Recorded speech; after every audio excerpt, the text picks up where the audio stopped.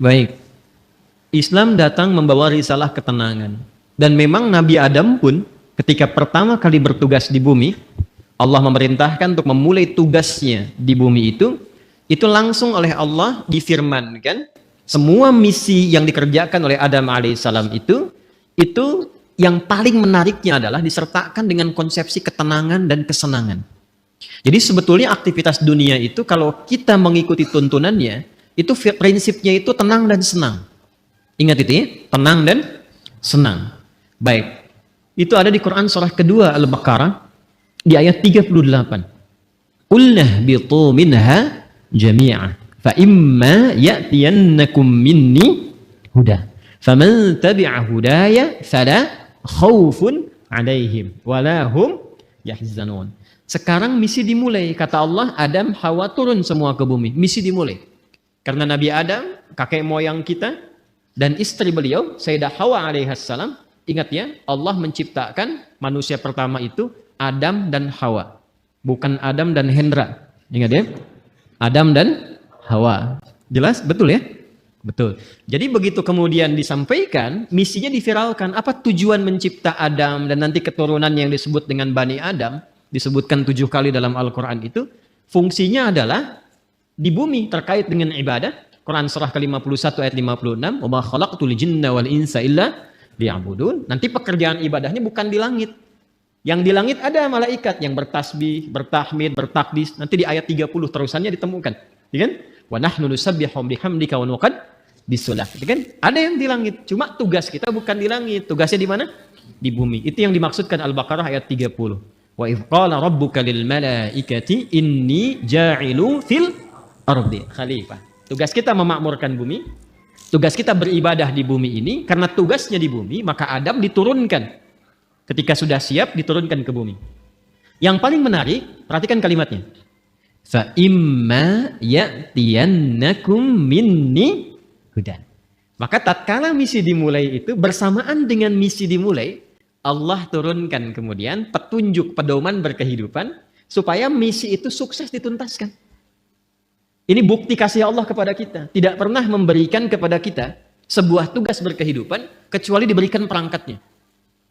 Demi Allah saya katakan, saking sayangnya Allah kepada kita, tidak pernah menugaskan apapun kepada hamba itu. Yang sering kita sebut dengan ujian itu. Jadi nggak mungkin setiap hamba itu diuji kalau tidak diberikan perangkat untuk menyelesaikan ujian itu. Bahkan yang paling rahman, karena itu sifat rahman hanya dilekatkan kepada Allah, tidak yang lain. Quran surah ke-17 ayat 110, Qulid'ullaha awid'ur rahman. Ya, ibu masih punya rahim. Manusia masih bisa belajar dari keteladanan itu, tapi rahman hanya milik Allah. Karena kasihnya begitu luas. Jangankan diberikan perangkat, dengan sifat rahmat Allah itu, kaidah langsung diturunkan. Allah langsung memberikan penjelasan, tidak mungkin bahkan seorang hamba diuji melampaui batas kemampuannya. La yukallifullahu nafsan illa. Itu sayangnya Allah kepada kita. Jadi nggak mungkin setiap kita itu diuji dengan persoalan. Apapun itu dalam kehidupan, kecuali kita memang punya kesanggupan menyelesaikan itu. Itu mesti yakin. Karena Allah yang sampaikan. Dan jangan diduga bahwa setiap orang yang duduk di sini tidak punya masalah, belum tentu. Ini wajah penuh persoalan semua gitu. Setiap kita punya persoalan yang berbeda-beda. Dan mesti yakin, ini kalimat pertama, dan secara psikologis, ini susah ditemukan dimanapun. Itu akan memberikan ketenangan pada jiwa kita. Jadi kalau bahasa psikologinya begini, ketika ada persoalan, katakan pada diri kita, kita pasti bisa menyelesaikan ini. Itu lebih menenangkan kepada jiwa dibandingkan membuat status. Kenapa harus aku ya Allah? Gak akan selesai. Ingat ya, ujian tidak tuntas dengan menuliskan sebuah status. Tapi ujian bisa tuntas dengan membangun keyakinan kepada diri, bahwa itu bisa kita sempurnakan. Lalu turunlah surah Al-Insyirah untuk memberikan kelapangan kepada jiwa. Inna ma'al usri. Itu konsepsinya jelas. Jadi kalau sedang punya persoalan, katakan dulu pada diri kita, insya Allah saya mampu mengatasi ini. Satu. Yang kedua, setiap masalah pasti ada solusinya. Kalau dipersingkat tuh begini, bahasa singkatnya, pasti selesai. Pasti selesai, insya Allah. Itu kalimat ini, 2 kalimat yang mahal ini, itu memberikan pengaruh kepada jiwa itu luar biasa. Dan itu sangat mahal. Sangat mahal. Anda kalau konsultasi ke psikolog untuk dapat 2 kalimat ini saja, berapa biaya yang dikeluarkan? Ya. Kan saya sering katakan kan, ketenangan itu kadang lebih mahal kan dibandingkan harta yang dimiliki. Orang untuk mendapatkan ketenangan itu mesti kadang merogoh kocek yang sangat luar biasa. Karena itu seringkali ketenangan itu tidak bisa dibandingkan dengan materi yang didapatkan. Masih ingat kan pertanyaan yang sering saya ajukan? Pilih mana? Kaya tapi gelisah atau miskin tapi tenang? Masih ingat 2 tahun lalu? Kaya tapi gelisah atau miskin tapi tenang? Coba. Nggak ada pilihan ketiga. Nggak mudah kan? Baik. Nah, karena itu konsepsi dasar dalam kita berkehidupan itu mesti tenang. Saya kalau mengajar Andanya nggak tenang, nggak mungkin pelajaran bisa disampaikan. Saya pun kalau sedang tidak tenang, nggak mungkin bisa menyampaikan materi dengan baik. Ketenangan itu penting. Karena itulah ketika Adam mulai diturunkan ke bumi kalimatnya. Faman tabi'a hudaya fala khaufun. Fala khauf itu tidak ada kegelisahan. Apa lawannya gelisah? Tenang. Jadi konsepsi dasar keberhidupan di bumi itu sesungguhnya penuh dengan ketenangan. Dasarnya itu. Kapan ketenangan itu tiba? Faman tabi'a hudaya. Ketika petunjuknya diikuti. Jadi kalau ada keberhidupan kita dalam konteks apapun, apakah di rumah tangga, di pekerjaan di kantor, kehidupan sosial, yang membuat kita tidak lebih tenang, boleh jadi, maaf, bukan karena jabatan yang kurang tinggi. Mungkin bukan hartanya kurang banyak. Bukan karena gelar belum banyak terkumpul. Boleh jadi interaksi kita dengan pedoman yang telah Allah tetapkan itu belum tinggi. Coba keluarkan pedomannya. Kemudian walahum yahzanun, dan tidak larut dalam kesedihan. Apa lawannya sedih? Senang. Harusnya keberhidupan di bumi itu konsepnya tenang dan senang. Mau di sini senang, mau di sana senang, di sini, di sana, di mana-mana. Itu memang konsep dasar berkehidupan. Kapan itu terjadi? Kapan? Bukan untuk disyairkan, dilirikan, tapi untuk dikaji ketika faman tabi'a hudaya. Ketika pedoman itu diikuti. Karena itu, saking rahmannya Allah kepada kita dari sejak generasi Adam alaihissalam, kemudian berganti berketurunan, Adam, Hawa menyatu melahirkan keturunan. An-Nisa ayat yang pertama, ya ayyuhan nasu taqu rabbakumul ladzi khalaqakum min nafsin wahidah wa khalaqa minha wa batha minhuma rijalan katsiran wa nisaa wattaqullaha alladzi tasaaluna bihi wal arham innallaha kana 'alaikum raqiba. Adam, Hawa, Quran surah 4 ayat 1 menyatu melahirkan keturunan lelaki dan perempuan. Lalu menyebar semuanya ini. Berbeda-beda tempat. Ya, boleh jadi beda RT, beda RW, beda kecamatan sampai beda benua. Bahkan sukunya bisa tidak sama. Dalam bahasa Arab perbedaan komunitas disebut dengan sya'bun, jamaknya disebut syu'ubun. Suku disebut dengan qabilah, kabilah jamaknya qabail.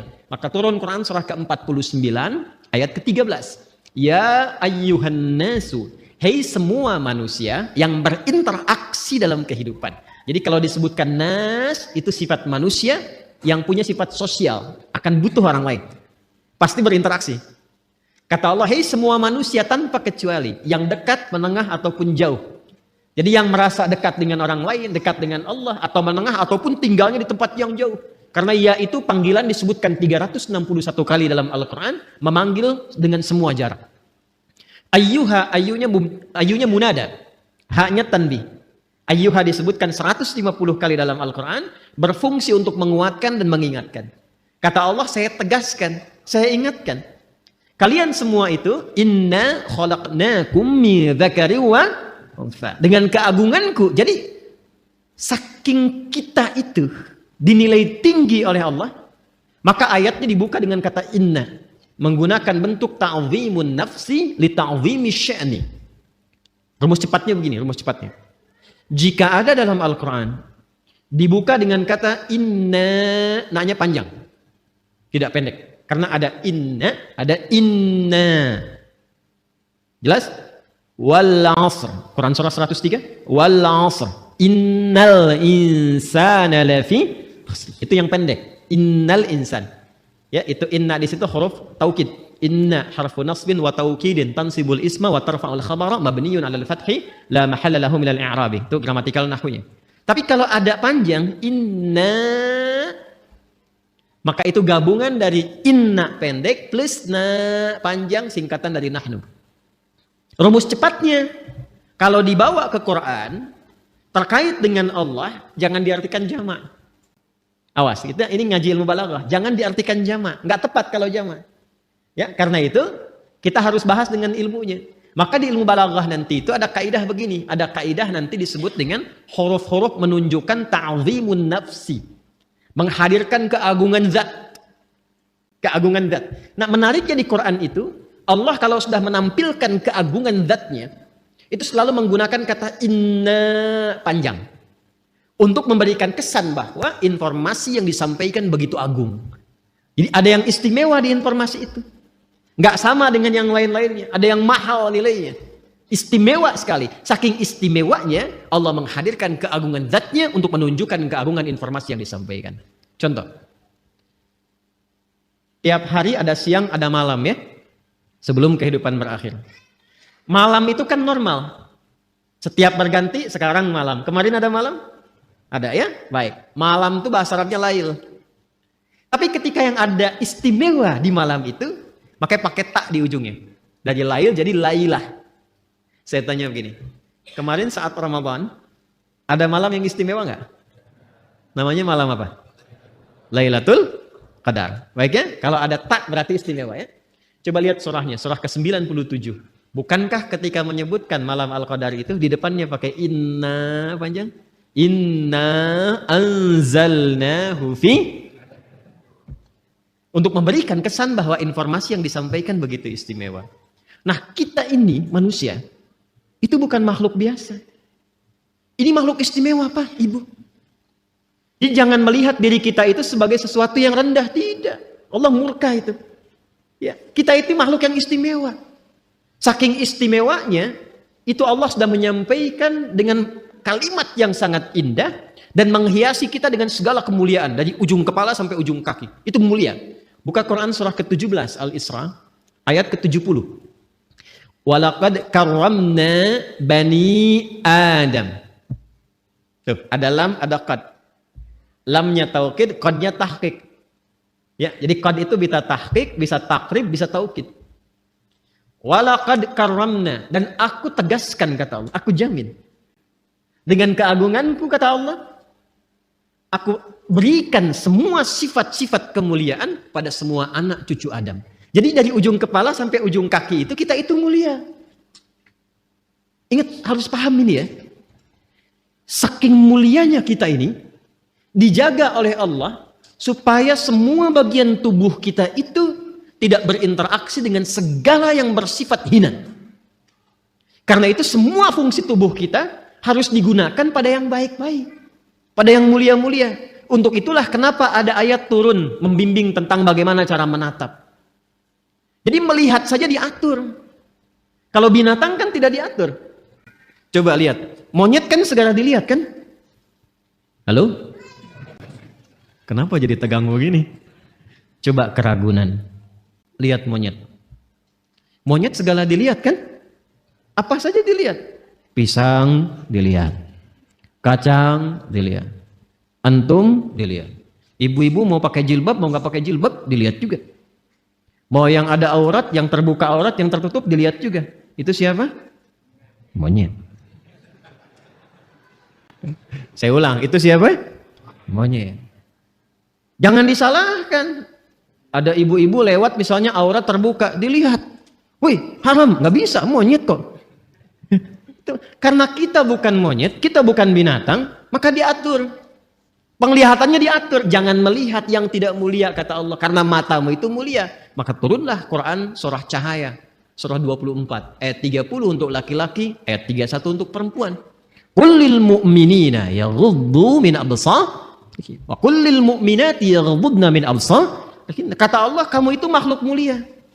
Karena itu pandanganmu pun harus mengarah pada yang baik saja. Ketika yang dipandang itu nggak bagus, palingkan. Ghaddul basar itu bukan nggak boleh lihat. Ketika yang dilihat tidak layak, jangan dilihat. Gambar-gambar yang tidak elok, jangan dilihat.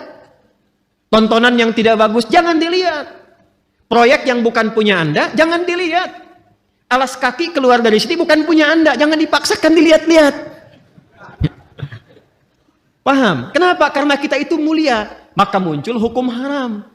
Haram itu akarnya seakar dengan kata hormah. Diserap ke dalam bahasa Indonesia menjadi hormat. Hormat itu dari bahasa Arab. Asalnya hukum haram itu, ini dasarnya filosofinya, maknanya. Kenapa hukum haram ini muncul? Dasarnya bukan ingin membatasi manusia beraktivitas, bukan.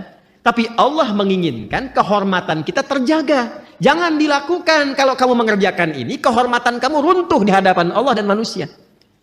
Coba silahkan cek. Kalau ada orang mencuri dan diketahui mencuri dipublikasikan, kehormatannya runtuh tidak? Runtuh.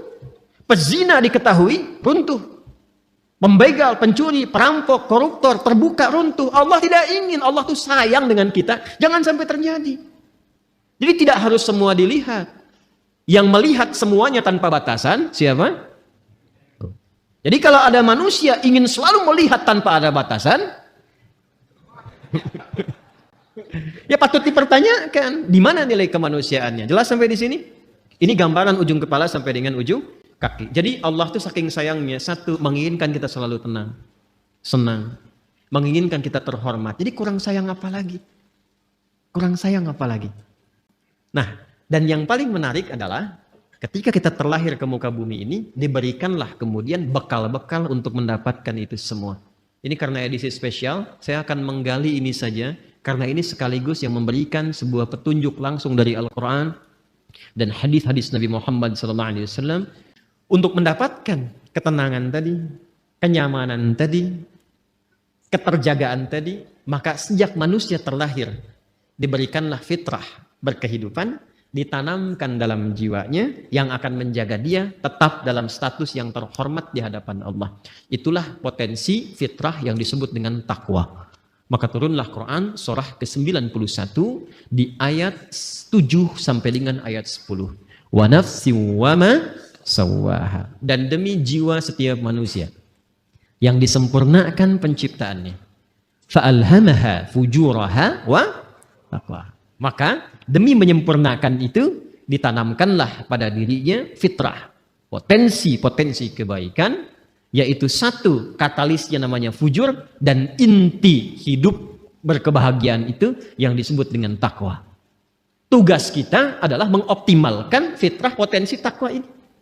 Jadi kalau kita bisa keluarkan itu, naik cahayanya, naik ke mata, itu mata tidak akan pernah menatap kecuali yang baik-baik saja. Turun ke lisan orang yang sudah punya takwa, itu lisannya akan terjaga. Tidak pernah dia bertutur kecuali yang mulia saja. Sampai ke ujung kaki. Kalau sudah jadi mendapati bagian dari takwa itu, maka berubah nanti namanya. Kalau sendiri disebut taqi, kalau jamak disebut muttaqin. Kalau jamak disebut apa? Muttaqin. Orang kalau sudah mendapatkan muttaqin statusnya dan dia berlatih dengan amalan-amalan khusus, maka Allah jamin semua gerak langkah hidupnya akan langsung dibimbing oleh Allah dan dipastikan semua aktivitasnya berdampingan dengan kesuksesan dan kebahagiaan. Itu konsepsi dasar di ayat 2 sampai dengan 5 di surah Al-Baqarah. Dzalikal kitabu la raiba fihi hudal lil muttaqin. Siapa muttaqin itu? Ayat 3-nya. Alladzina yu'minuna bil ghaib. Baik, latihannya. Wa yuqimunas wa mimma razaqnahum walladzina yu'minuna bima unzila ilaihi wa ma unzila min wa bil akhirati hum yuqinun. Lihat, ulaika ala hudam rabbihim wa ulaika humul muflihun. Langsung ke ayat 5. Mereka itulah orang-orang yang akan selalu diberikan bimbingan oleh Allah dalam setiap langkah hidupnya. Tidak ada yang paling indah kecuali mendapatkan bimbingan Allah. Hidayah itu coba citrakan sebagai bimbingan. Ya, betul petunjuk dalam bahasa Arab. Petunjuk betul. Tapi petunjuk itu kalau kita tarik lebih dekat jadi terbimbing kita kan? Bimbingan dalam berkehidupan. Ada orang-orang yang selalu dibimbing Allah. Lisannya bertutur dibimbing. Bekerjanya dibimbing. Dan itu mahal. Ada orang yang ingin mendapatkan itu sampai rajin tahajud. Kan diantara manfaat tahajud itu kan mendapatkan bimbingan Allah. Ya, Quran surah ke-17 masih ingat? Ayat 79 itu sampai dengan ayat 81. Wa minal laili fatahajjad bihi nafilatan laka asa ay yab'atsaka rabbuka maqaman mahmuda. Kemudian apa yang terjadi? Wa qur rabbi adkhilni mudkhala sidqin wa akhrijni mukhraja sidqin waj'alni lil muttaqina masyaallah waj'alni min ladunka sultanan nasira. Jadi teman-teman sekalian, itu mahal itu. Untuk dapat hudan itu, bimbingan Allah yang menyertai aktivitas kita, ada amalan-amalan dasarnya setiap hari. Tahajud, Quran, itu jangan salah tuh. Makanya saya tuh sering cerewet, dekati Quran, sampai bikin komunitas. Ya, sampai kita mencoba untuk menjadi bagian ahli Quran. Karena mahal. Yang dicapai itu bukan sekedar interaksinya. Bimbingan Allahnya. Kebahagiaannya gitu. Ya, kesuksesannya. Pertanyaan terbesarnya, apakah sampai detik ini kita sudah menjadi bagian dari insan bertakwa atau belum? Kalau sudah mendapati itu, kita bagaimana cara mempertahankannya? Kalau belum mendapati itu, bagaimana mengoptimalkannya? Itu yang coba kita gali di pertemuan malam hari ini. Kita akan mengaji malam ini dengan nuansa ilmiah yang tinggi. Karena itu butuh fokus yang luar biasa. Karena boleh jadi detil pembahasan ini belum didapati di kitab-kitab khusus. Jadi kita mesti menyatukan dulu beberapa referensi, baru kita bisa mendapatkan tautan-tautan ini. Karena itu, ini kajiannya cukup mendalam di malam hari ini. Sekali lagi, butuh fokus untuk kita semua. Kemudian nanti ada beberapa yang ingin saya tuliskan juga, dan ini akan menentukan pengenalan jati diri kita kepada diri kita masing-masing. Baik, kita mulai pembahasan kita malam hari ini, dan kiranya saya akan memulai untuk memberikan gambaran dalam bentuk tulisan. Bismillah. Mohon untuk dicek terlebih dahulu. Terdengar suara saya insyaallah? Baik ya. Di luar mudah-mudahan jelas ya suara saya. Kalau saya menulis di sini kelihatan di sana? Ya, sudah pasti tidak, sudah pasti. Jadi kalau kelihatan Anda luar biasa gitu. Saya ingin memastikan aja gitu kan. Baik, nanti kalau ada sebagian sisi tidak terlihat, bisa nanti direview ya. Pada kajian yang telah terekam di YouTube, nanti dicek kembali. Dan memang dalam kehidupan itu seperti itu. Kita tidak bisa memuaskan semua kalangan. Ya, yang bisa kita lakukan memberikan yang terbaik, sekalipun tidak mengharapkan kepuasan bagi seluruh kalangan. Jelas sampai di sini? Baik ya. Ibu kelihatan Bu? Belum ya, belum saya tulis. Luar biasa. Baik, bismillah. Ini saya akan membuat seperti ini dulu. Nah. Oke. Enak ya. Kurang lebih kotak seperti ini. Sudah? Baik. Lalu saya buat lagi lebih kecil skalanya seperti ini. Ya. Kadang-kadang orang sekarang ada yang membuatnya seperti ini. Ya. Kita hapus saja ya. Jangan menggoda, saya sudah berkeluarga. Dah, susah dihapus rupanya. Memang kalau hati sudah tersakiti agak sulit untuk dikembalikan. Dah. Ya sudahlah, ini bagian yang terakhir. Ini takin begini. Ya, baik. Gambar apa ini? Sudah ya? Baik, lihat baik-baik sekarang. Sekarang baru akan saya berikan namanya. Kotak besar, bagian terluar, kita tuliskan dengan nama Sadrun. Sadrun, Sad, Dal, Ra. Jamaknya Sudur. Sudah? Tenang, pelan-pelan dulu. Saya tes ya. Kotak besar, bagian terluar, diberi nama dengan apa? Sadrun. Jamaknya apa? Sudurun. Di dalam kotak ini, ada yang skalanya lebih kecil. Yang kedua ini, setelah kotak yang besar, di dalamnya ada lagi. Ini ilustrasi saja ya. Saya buat kotak lagi. Diberi nama qalbun. Qalbun. Jamaknya qulubun. Namanya qalbun, jamaknya apa? Qulubun. Baik. Pelan-pelan. Di dalam kotak ini ada yang paling kecil. Ingat, ada 3 ya. Ada 3. 1 sodrun, jamaknya sudurun. Kedua qalbun, jamaknya qulubun. Yang paling dalam, ini namanya nafsun. Nafsun.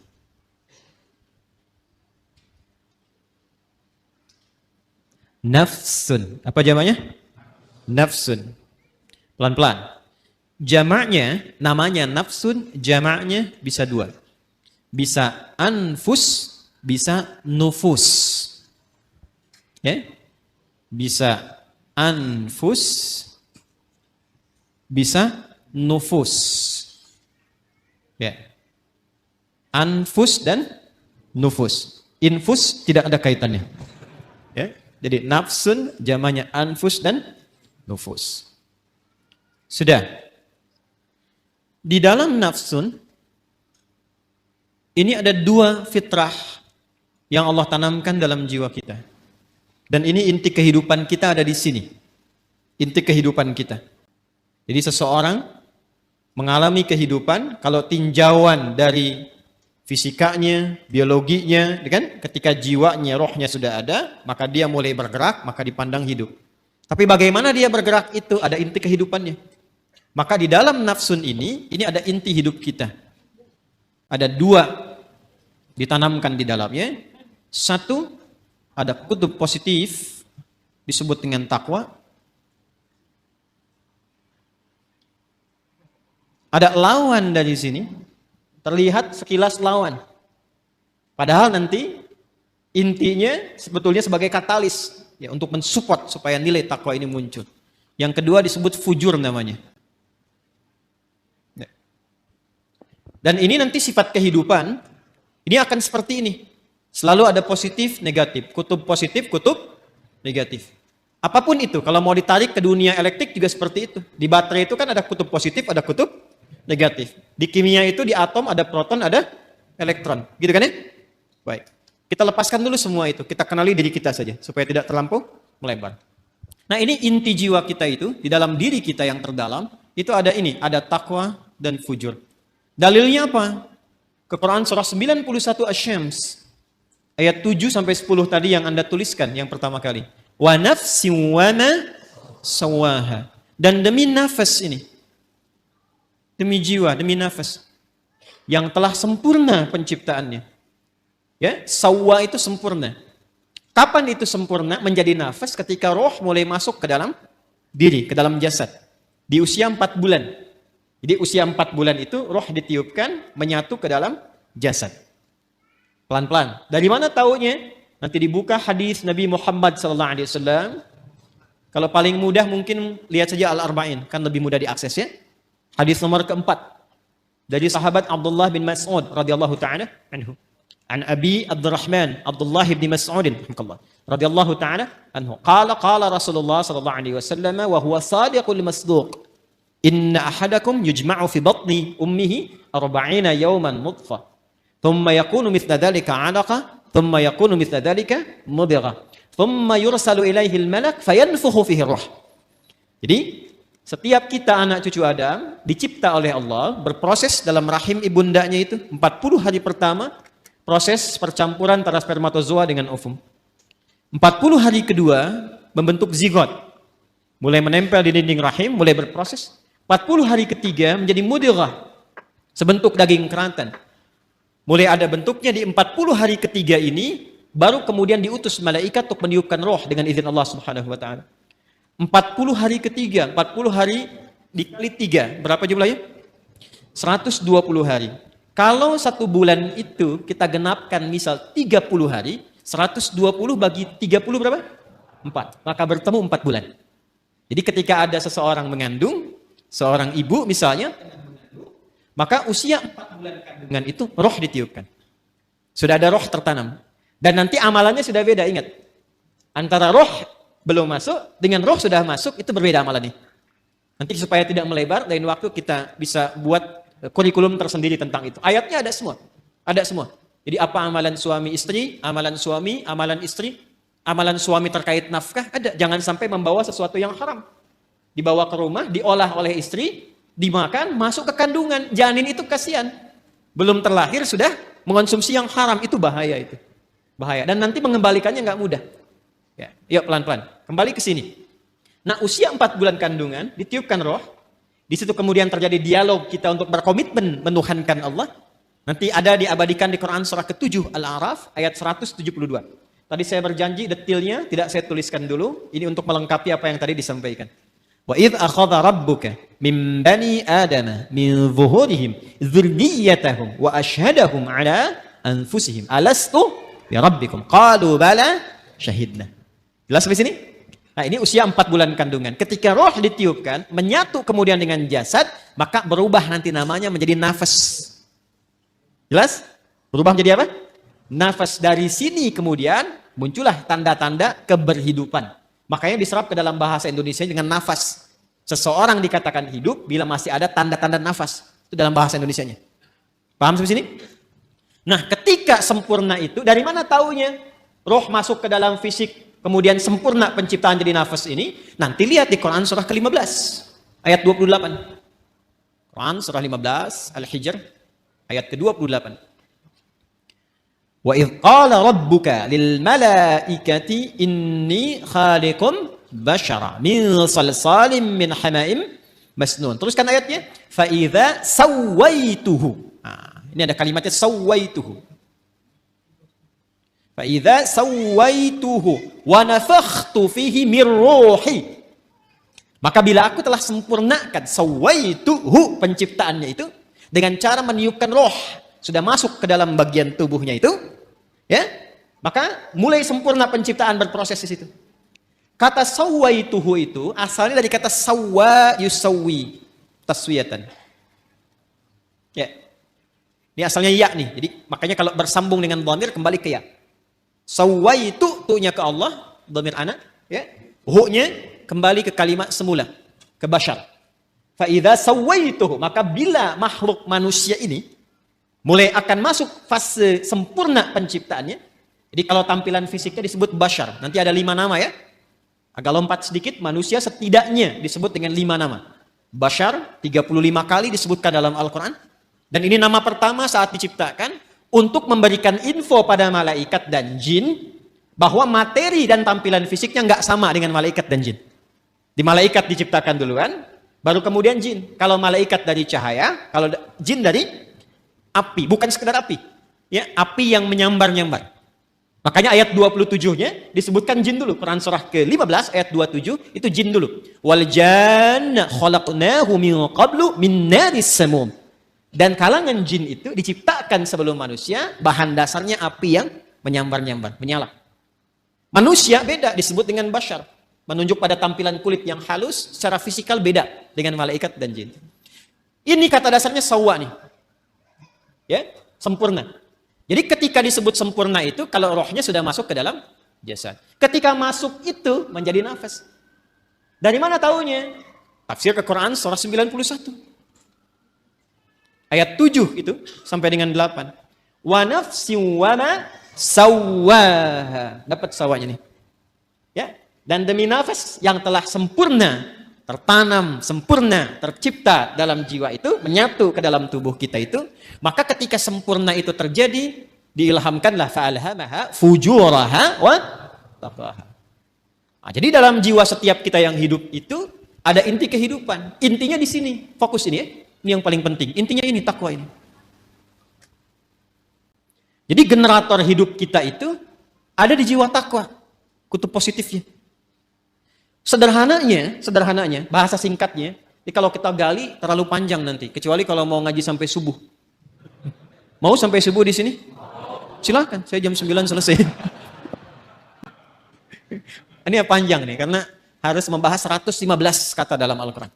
Nanti takwa disebutkan 115 kali dan derivasinya. Lawannya nafsu 115. Jadi kalau mau bahas itu, mungkin bisa sampai subuh yang 2 hari ke depannya. Takwa secara singkatnya saja, adalah akumulasi setiap sifat-sifat kebaikan. Dalam istilah Al-Quran, sifat baik itu seringkali ditampilkan dengan diksi atau dengan kata khair namanya. Khair. Wah, ini kalau ngajinya agak dalam, agak panjang kita. Khair. Ada baik secara fisik, jasmaninya bagus, sehat, baik. Itu biasanya orang Arab menyebut dengan kata thayyib. Thayyib. Kata thayyib pertama ada di Al-Baqarah ayat 168. Ya ayyuhan nasu kulu mimma fil ardi halalan thayyiban. Jadi kalau kita mau makan, kata Al-Quran, coba cari bahan makan itu, bahan dasarnya dengan cara yang legal. Jangan melanggar hukum. Jangan mencuri, jangan korupsi, jangan merampok, membegal, mengambil hak orang lain, jangan dilakukan. Kalaupun sudah dapat dengan cara yang halal, maka cari yang dikonsumsi itu yang menyehatkan untuk tubuh. Jadi tidak semua yang diinginkan itu mesti dimakan. Ini satu kalimat ini kalau benar dipraktekkan, insya Allah tubuh kita itu sehat. Jadi kata Al-Quran, kalau mau makan, cari yang menyehatkan. Boleh, silahkan. Mungkin variasi menunya ada, tapi sekiranya tidak menyehatkan, tidak harus dikonsumsi. Jelas ya? Itu indah sekali, sehingga membuat tampilan fisik kita itu sehat. Sambal bagus, tapi sambal satu baskom tidak bagus. Membuat fisiknya sehat, kuat, itu namanya apa? Thayyib. Tapi kan tidak semua yang fisiknya sehat itu sifatnya juga sehat. Kan ada orang-orang yang tampilannya bagus, rapi, bersih, fisiknya kuat, tapi sifatnya kan nggak baik juga.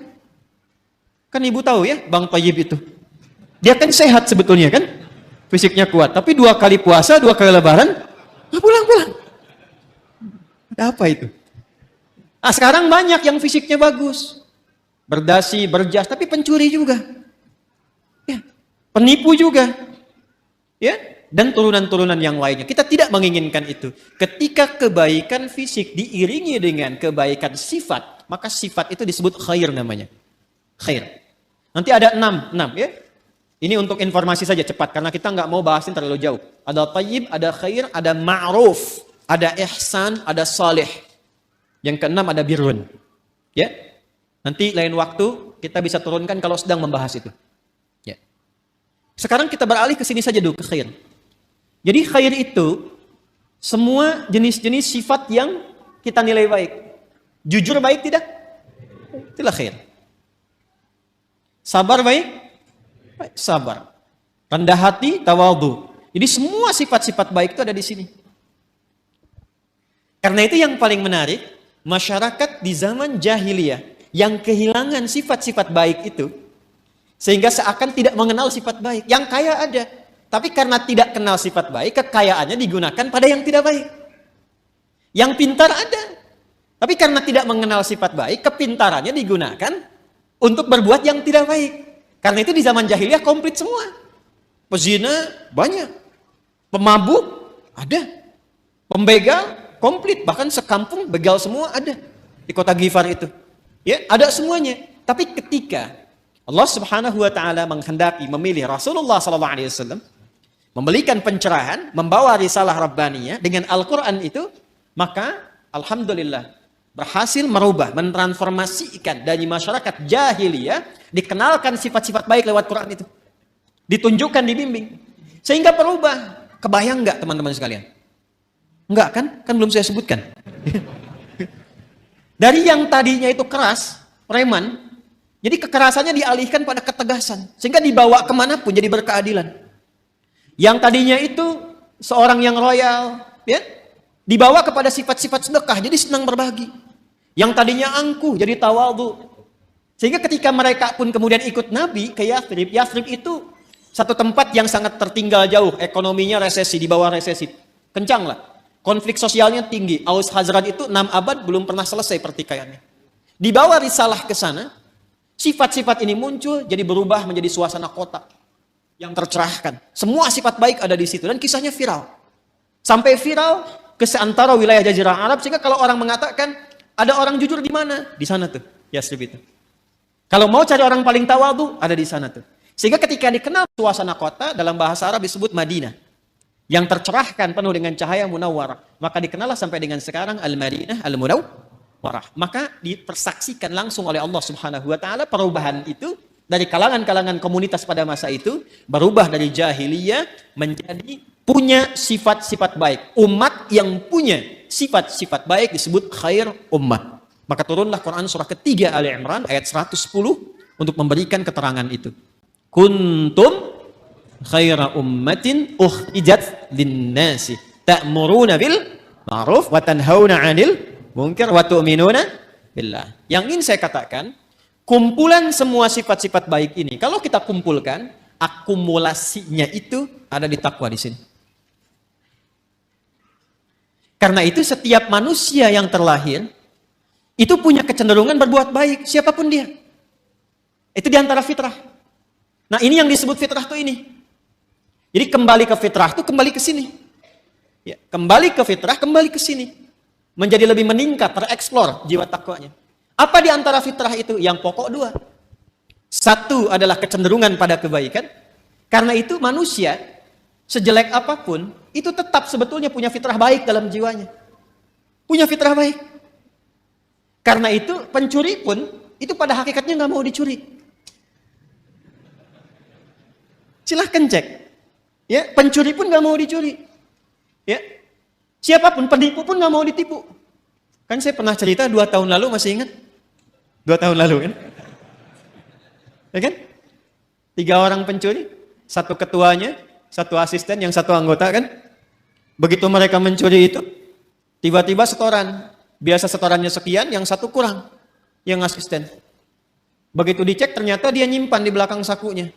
Ketahuan, kata bosnya, kamu mencuri ya, padahal mereka baru mencuri. Jadi sejatinya setiap manusia itu tidak ingin berbuat curang. Hatinya pasti menolak. Nah, itu fitrah yang harus disentuh untuk kembali. Karena itu saya tidak terbiasa untuk mencela misalnya. Ya, yang sudah tercela itu nggak harus dicela lagi. Buang-buang energi mencela yang sudah tercela. Kita doakan sepanjang masih hidup dia punya hak untuk soleh. Orang salah itu, ingat ini ya, orang salah itu sepanjang masih berkehidupan tetap punya hak untuk soleh. Karena itu kita kewajibannya membantu dia untuk menemukan haknya itu. Jadikan jembatan diri kita. Kadang-kadang fikih dakwah itu bisa lebih bermakna dibandingkan dengan fikih-fikih terapan syariat. Jadi kadang-kadang yang didahulukan tuh fikih dakwah dulu, bukan hukum dulu secara fikih syariat. Contoh misalnya, di samping masjid ada orang Islam.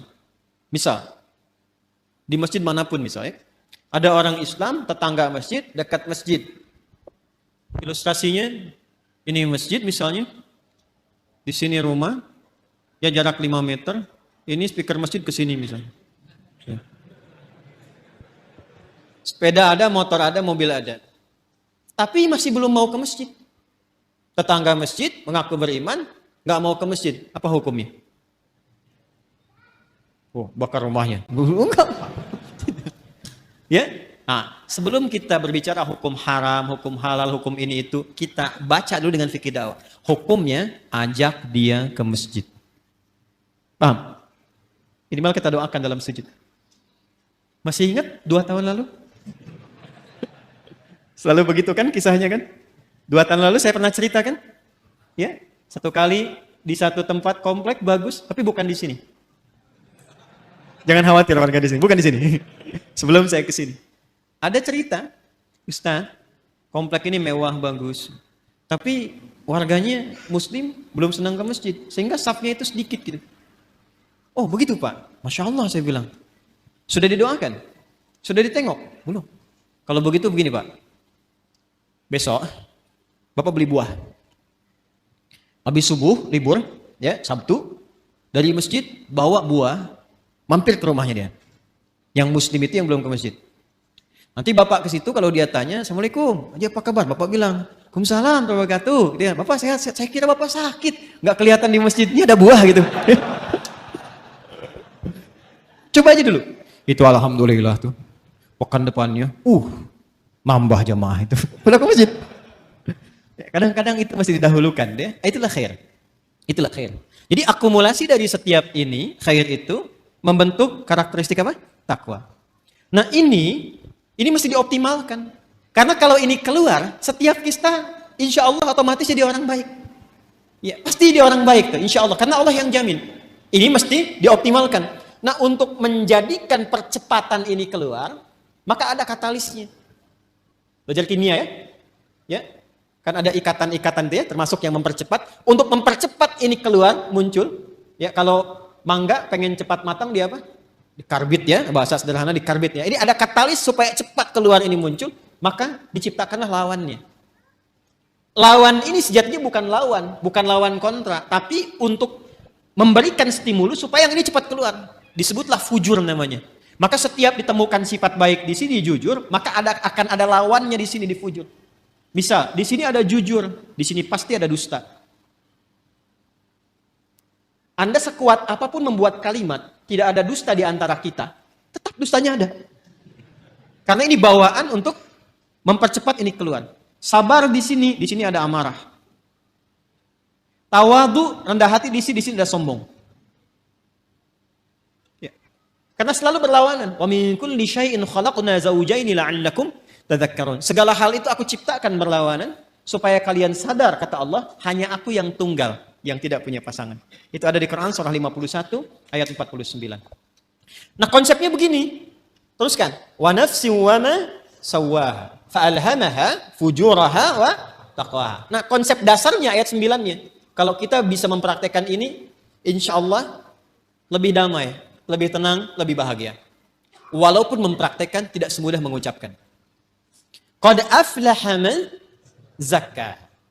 Dijamin kata Allah. Jadi qad itu ada tahqiq, ada takrib. Takrib itu untuk mendekatkan sesuatu. Jadi kalau informasi ada pakai qad berfungsi takrib, artinya momennya sudah dekat.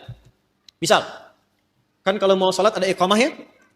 Qad qamatis salatu qad qamatis salah. Nah, dengar itu? Dengar ya?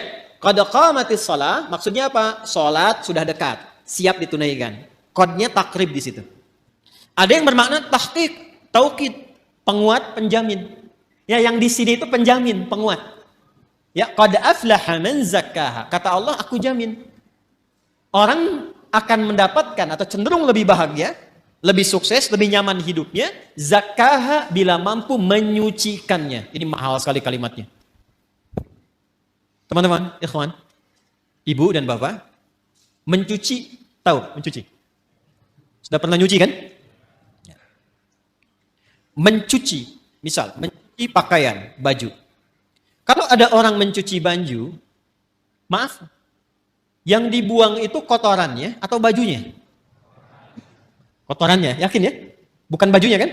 Oh ya. Jadi kotorannya. Supaya apa dicuci? Bersih. Apa lawannya bersih? Kotor. Masya Allah.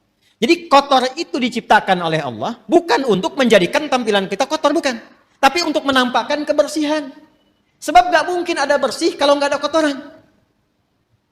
Jadi filosofi kotor itu bukan untuk menjadikan kita menjadi kotor, bukan. Tapi supaya bersihnya tampak. Sebab kalau gak ada kotornya ngapain dicuci? Jelas ya? Nah, jadi ini poinnya. Jadi cara membacanya itu, ini kalimatnya tinggi. Makanya dibacanya nanti pakai isti'arah di balaghah. Membacanya tinggi sekali. Jadi mencuci itu bukan bermaksud menghilangkan jiwanya, bukan.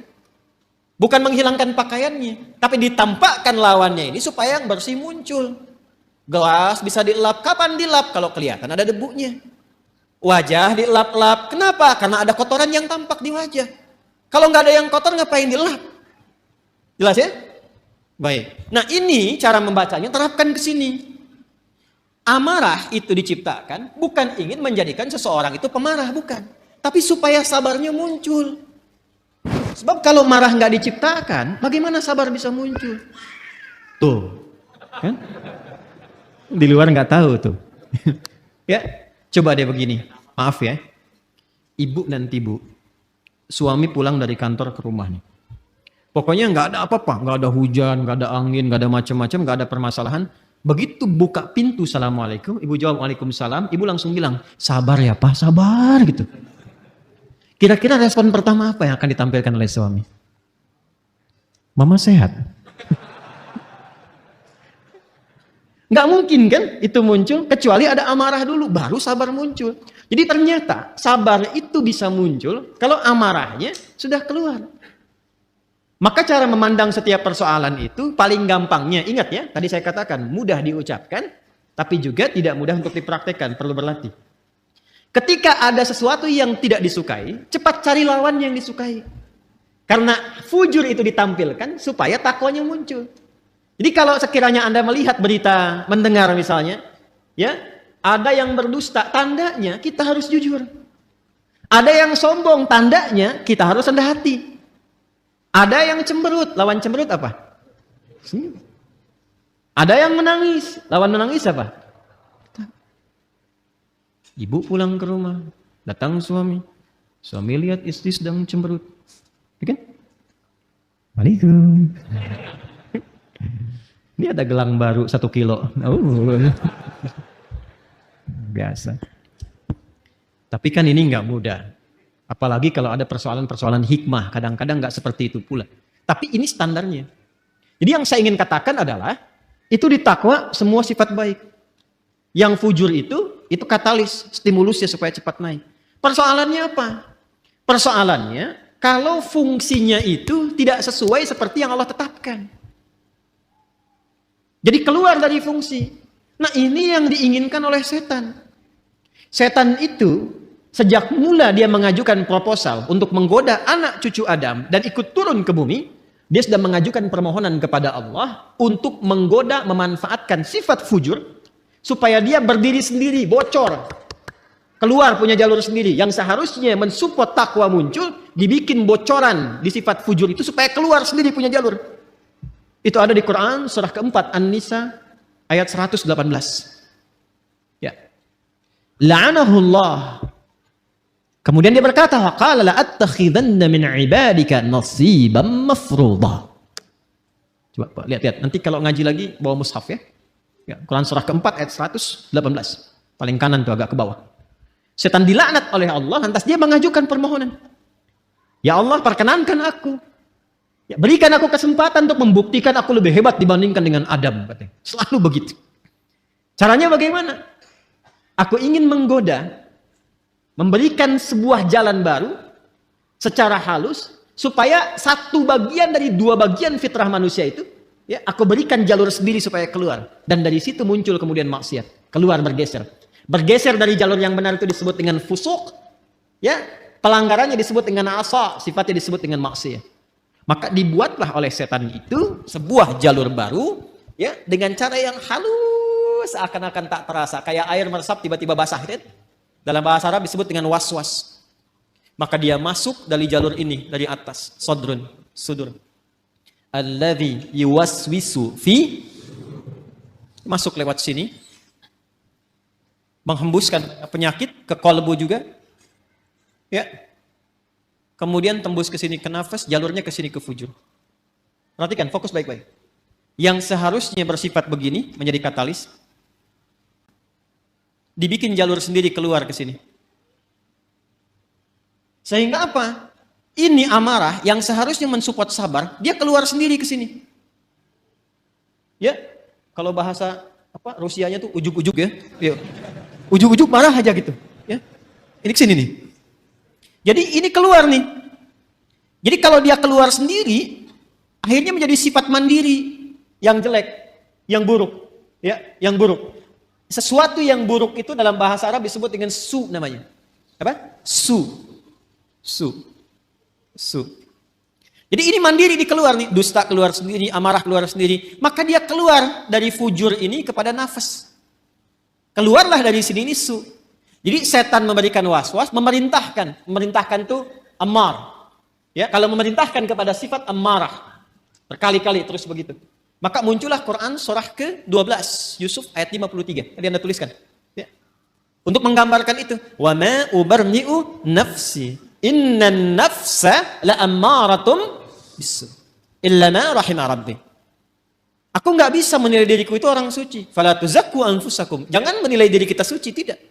Sepanjang masih hidup, akan selalu ada peluang setan menggoda dan membocorkan sifat fujur ini. Sehingga keluarlah perbuatan su dari nafas. Kita menyingkatnya karena nafas asalnya netral, nafas itu netral. Tapi ketika yang keluar su, kita sering satukan nafas dengan su, jadi nafsu. Oh. Ini kan bahasa kita saja ini. Asalnya begitu. Padahal nafas itu netral tadinya. Ya, nafsu itu netral. Cuma kenapa menjadi negatif? Karena ini yang dimaksudkan. Su keluar dari sini lah, ammaratun bisu. Keluarnya dari sini. ini yang menjadikan kadang-kadang manusia alih-alih dia jujur, kemudian dia berdusta. Alih-alih dia tawadhu, kemudian dia sombong. Penyebabnya itu. Ya, penyebabnya itu. Ini yang menjadikan dalam jiwa kita selalu ada pergolakan. Ya, selalu ada pergolakan, nggak pernah berhenti, nggak pernah selesai. Ini pun Anda keluar dari sini, itu nggak selamanya langsung pada satu tujuan. Pasti akan bergolak dulu nih. Ya, ini masih macet, tar aja dulu sini dulu gitu kan. Udah cepat pulang gini, macam-macam tuh. Ya, akan ada selalu seperti itu. Nah, sesuatu yang bergolak, tidak pernah tenang pada satu keadaan, itu bahasa Arabnya disebut dengan kolbun. Dari kata kolubah yaqlabu. Sesuatu yang senantiasa bergolak. Karena itu tempat bernaungnya nafas disebut dengan kolbu. Untuk memberikan kesan bahwa di dalamnya selalu ada pertarungan antara nilai-nilai kebaikan diakumulasi oleh takwa dengan bisikan-bisikan setan yang membuat fujur itu mandiri untuk keluar. Apakah Allah membiarkan begitu saja? Tidak. Allah punya sifat Rahman, punya sifat Rahim, dan rahmat Allah kepada hambanya itu tidak bisa dinilai. Saking luasnya. Saking luasnya. Maka saking sayangnya Allah kepada kita, ditetapkanlah dua hal. Dan ini yang betul-betul kita jaga. Betul-betul kita jaga. Untuk bisa mengoptimalkan takwa ini, sekaligus menekan supaya fujurnya tetap ada fungsinya. Kalau bisa kita kerjakan dan optimalkan dua hal ini, maka tidak ada tempat bagi setan untuk membangun celah pada jiwa kita. Satu, secara fitrah, Allah tugaskan malaikat untuk mensupport jiwa takwa itu. Jadi ada malaikat yang bertugas juga mendampingi kehidupan kita, yang diantaranya memberikan dorongan-dorongan pada kebaikan. Karena itu menariknya, malaikat disebutkan 88 kali dalam Al-Quran, setan disebutkan 88 kali. Dan itu akan selalu bertarung, bisikan-bisikan itu. Nah, ya. Allahu Akbar, Allahu Akbar. Pernah ada suasana hati? Cepat, sudah adzan, siap-siap. Pernah ada begitu? Tapi ketika La ilaha illallah baru adzan, belum qomat. Pernah begitu? Iya kan? Ya. Wujuhu yawma idzin nadhirah. Wajah-wajahnya kelihatan. Ya itulah pertarungannya selalu begitu. Selalu begitu. Maka apa kata Nabi sallallahu alaihi wasallam? Istafti qalbak. Tanyakan pada jiwa hatimu yang paling dalam ketika kita berada dalam suasana-suasana untuk memberikan sebuah putusan. Jadi kalau sedang ada kegelisahan, harus memilih misalnya, kan yang paling sulit itu dilema di antara dua cinta. Ya kan? Antara harus mengikuti ta'lim misalnya atau menyempurnakan tugas yang lain. Misal, ya kan? Maka dia timbang. Di situ ada timbangan-timbangan, mana yang paling banyak pahalanya, mana yang paling Allah senangi, mana yang paling bermaslahat, mana yang paling banyak kebaikannya. Kan bisa jadi Anda melamar pekerjaan kan, diterima di dua perusahaan, ya kan? Maka apa yang harus kita lakukan? Salah satu jalannya adalah itu tanyakan pada jiwa hati yang paling dalam, yang kira-kira ada unsur kebaikannya banyak didapatkan. Makanya supaya cahaya malaikat itu bisikannya kuat, maka lakukan amalan-amalan dan set tempat kita bertinggal itu, ya tempat kita beraktivitas yang sekiranya malaikat senang. Makanya di Islam itu fikihnya komplit. Di rumah misalnya ada suasana yang kira-kira malaikat gak senang, jauhi. Ya? Hal-hal yang kira-kira menyenangi malaikat, datangi. Sehingga melatih kita untuk selalu dekat. Apa misalnya majlis ilmu itu banyak malaikatnya. Baca Quran ditemani malaikat. Bahkan kalau sudah lancar ada malaikat khusus menjaga. Ma'asyafaratil kiramil bararah. Orang yang lancar bacaan Qur'annya dan rajin dia mengaji, ditemani malaikat khusus. Ya, safaratil kiramil bararah. Dan kalimat kiramil bararah itu punya makna. Yang merubah ahli Qur'an ini menjadi lebih baik. Makanya saya sering katakan ahli Qur'an yang benar itu bukan dilihat dari berapa banyak khatamnya, berapa lancar bacaannya. Dilihatnya berapa bagus perubahan pada perilakunya. Itu yang diakui oleh Qur'an sendiri. Di Quran surah 35 Fatir. Di ayat 32. Ya. Thumma awrathnal kitaba alladhina istafaina min ibadina. Faminhum zalimun li nafsi. Wa minhum muqtasid. Yang berhasil. Wa minhum sabiqun bil khairati biiznillah. Kalimatnya sabiqun bil khairat. Ya. Bukan sabiqun bil khatmah. Bukan yang paling banyak khatamnya. Walaupun khatam itu bagus. Ingat. Yang saya maksudkan bukan tidak menginginkan khatam. Bukan. Khatam itu bagus. Hafal itu bagus. sampai hafal nomor posisi ini itu, tapi itu menjadi tidak bernilai tatkala tidak merubah perilaku. Itu ukurannya itu. Saya sering katakan kalau ada orang menghafal Quran atau sekolah di ma'had Quran tidak merubah perilakunya lebih baik, ada yang salah dengan cara dia menghafal. Itu gambaran pertamanya. Karena itu ketika orang-orang ini istiqamah dalam kebaikan, maka apa yang terjadi? Di surah Fussilat itu kan ayat 30, "Tsumastaqamu tatanazzalu 'alaihimul malaikatu alla takhafu wa la tahzanu wa abshiru bil jannati allati kuntum tu'adun. Nahnu awliya'ukum fil hayatid wa fil akhirah." Sudah, hidupnya enak. Karena Allah yang akan menyelesaikan semua urusan-urusannya. Dikirimkan malaikat menjaga. Itu ayatnya. Kalau sudah konsisten dengan amalan itu, malaikat turun. Dan perkara konsisten ini mahal. Kan saya sering katakan, itu untuk konsisten, kita butuh 9 tahapan kan. Consist 1, consist 2, consist 3, consist 4, sampai konsisten. Tahapannya apa? Nah, ini amalan yang kedua. Amalan kedua. Maka untuk meningkatkan potensi takwa itu, selain mendengar istafti qalbak, bisikan-bisikan malaikat pada kebaikan, bisikan itu bisa menjadi kuat, support itu menjadi kuat jika kita mengerjakan amalan yang kedua. Apa itu? Itulah yang disebut dengan ibadah. Dengan ibadah itu nanti amal keluar menjadi saleh. Maka muncullah istilah amal saleh. Maka desain ibadah sejatinya itu untuk kita sendiri. Ya, orang nggak ruku, nggak sujud terhadap Allah, nggak sholat, nggak menurunkan status Allah sebagai Tuhan. Tetap Tuhan yang Maha Esa, Maha Kuasa. Cuman yang rugi orangnya.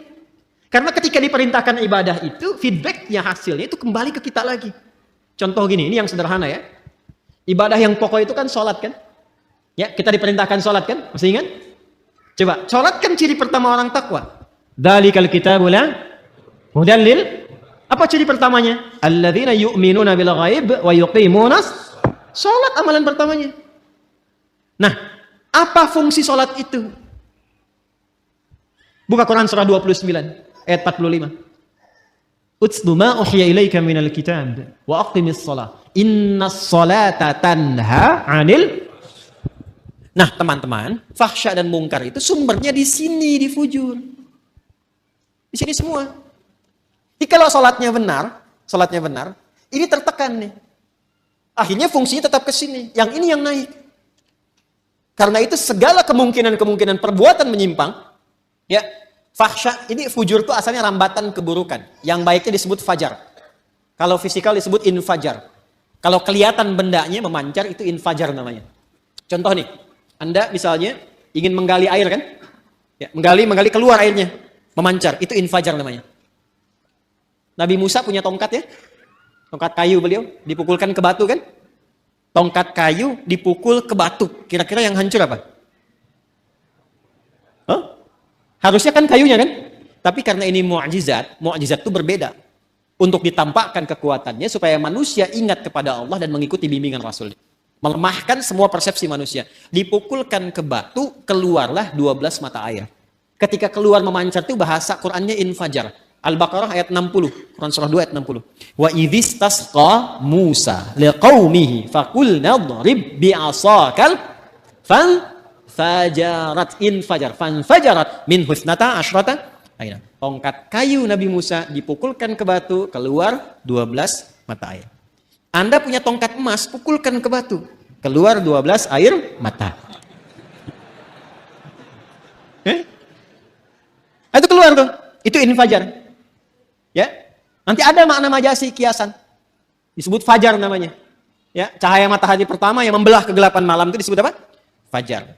Nah, itu hakikinya. Majasinya adalah respon kita, sinyal kita yang menangkap seruan ketika fajar itu tiba, ditangkap oleh hati kita, suara azan itu untuk mendekat kepada Allah. Waktunya subuh, pancarannya disebut dengan fajar. Lawan dari fajar itu secara bahasa itu disebut fujur. Rambatan-rambatan keburukan. Itu yang merambat nih, ada yang merambat ke syahwat faraj. Ya. Keluarnya apa? Porno aksi, pornografi, kata-kata jorok, LGBT, ya, longsor, gempa, banjir, tsunami, macam-macam tuh. Hati-hati. Bencana-bencana kalau semakin banyak, ada yang harus banyak direnungkan dan dievaluasi. Nah, hal-hal yang terkait dengan fahsya zina, pornografi, porno aksi, dan turunan-turunannya, itu yang terkait dengan rambatan-rambatan fujur yang disebabkan pada nafsu syahwat. Ada yang kedua, sumbernya merambatnya ke nafsu perut dan akal. Ingin selalu tampil lebih terhormat, ingin tampil sombong, ingin ambil ini, ambil itu lagi. Itu mungkar namanya. Mencuri, merampok, membunuh, menipu, hoax dan sebagainya itu mungkar. Karena itu diingkari langsung oleh jiwa kita. Fahsya dan mungkar itu bisa dicegah kalau kita bisa tekan ini. Apa dan bagaimana caranya? Maka diturunkanlah perintah untuk ibadah berupa sholat. Ketika sholat dikerjakan, tujuan utamanya inna sholata tanha anil fahsya.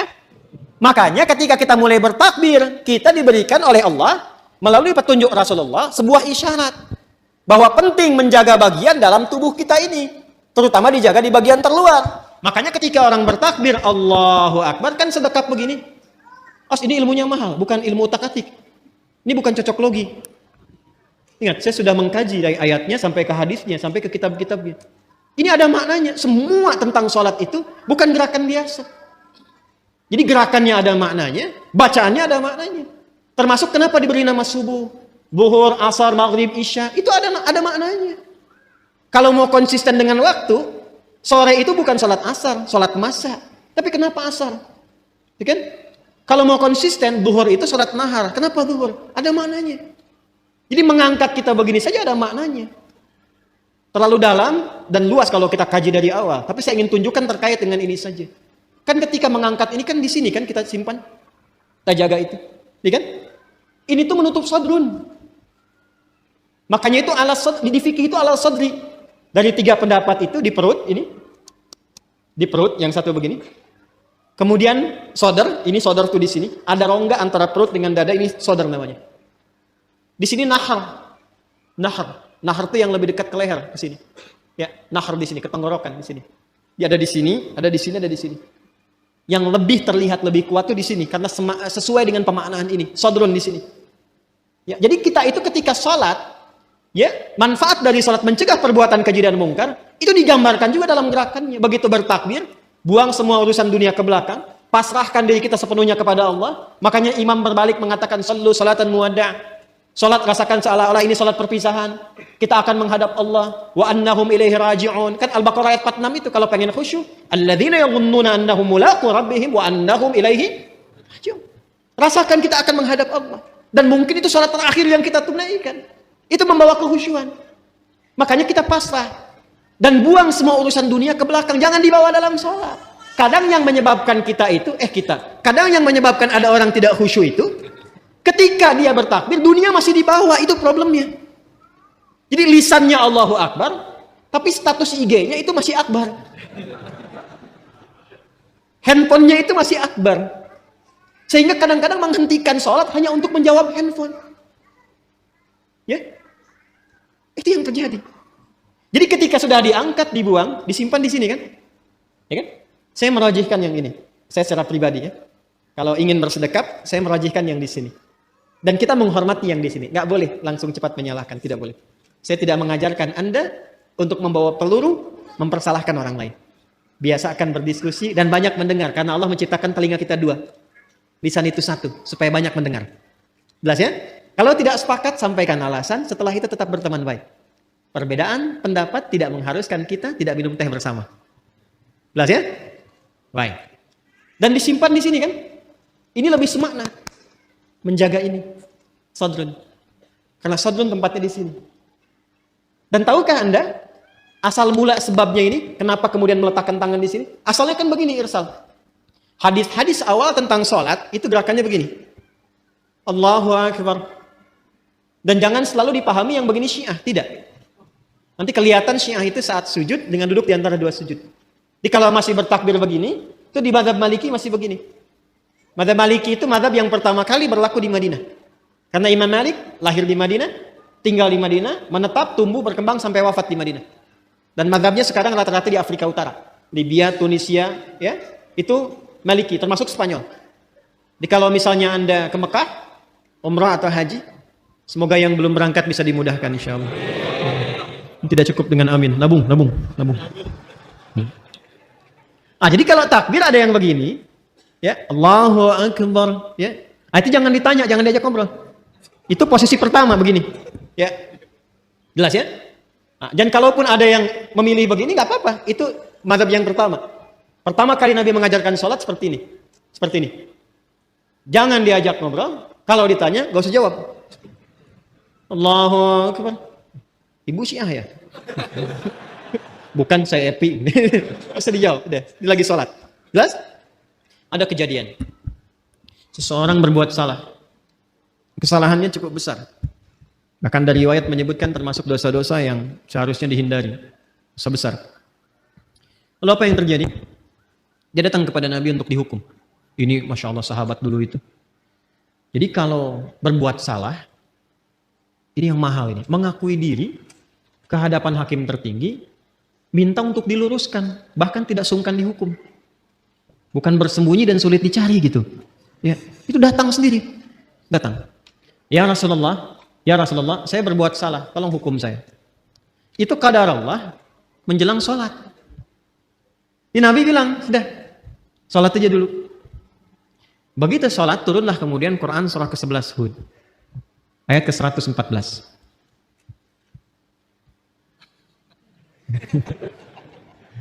Quran surah ke-11 Hud ayat 114. Buka surahnya. Aqimis salata tarafain nahar wa zulafan minal lail. Innal hasanati yudhhibanas sayyi'at. Itu asalnya. Quran surah 11 ayat 114. Tunaikanlah salat di kedua sisi siang itu.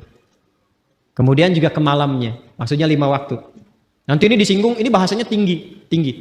Nanti yang seperti ini banyak. Seperti di Al-Isra ayat 78. Aqimis salata liduluki syamsi ila ghasaqil laili wa qur'anan fajr. Lalu yang menarik ini. Innal hasanati yudhhibnas sayyi'at. Semua salat yang dikerjakan itu disifati langsung oleh Allah dalam Al-Quran dengan nama hasanah.